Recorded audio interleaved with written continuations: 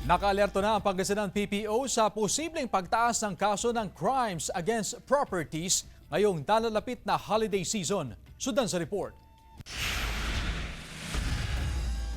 Sa tuwing matatapos na magtinda sa palengke sa Pangasinan, hindi na iniuuwi sa bahay ni Marlu ang kanyang mga natirang paninda. Inilalagay na lang ito sa kahon at tinatakpan ng tolda. Kampante raw siya na walang magnanakaw sa kanyang mga paninda dahil may mga nag-iikot na mga pulis sa palengke kahit sa gabi. Opo, may nga po, ma'am. Dahil sa ano, ma'am, dahil sa, ngayon, iwas na magnanakaw ngayon, ma'am, kasi po, mahirap na, baka overmonths na, ma'am. Ngayong nalalapit na holiday season, nakaalerto ng Pangasinan Police Provincial Office sa posibilidad ng pagtaas ng crime against properties o yung pagnanakaw na karaniwang itatala tuwing bare months. Na-anticipate kasi natin yan. Usually, gano'n naman talaga. Every year, yan ang trend.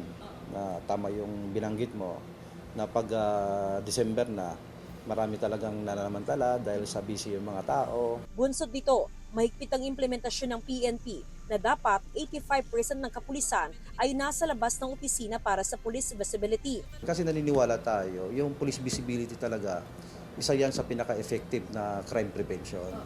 So, ang aking direktiba sa ating mga kapulisan na dapat yung personnel ay maraming nakakalat sa labas ng station. Kabilang sa mga babantayan ng PNP ang bus hubs, simbahan, supermarket at malls at maging mga tourist destination sa Pangasinan. Meron ding mga police assistance desk sa iba't ibang mga bayan na agad pwedeng lapitan ng publiko sakaling merong mga insidente. Kasama si Jing Dakanay, Jasmine Gabriel Galban, One North Central Luzon.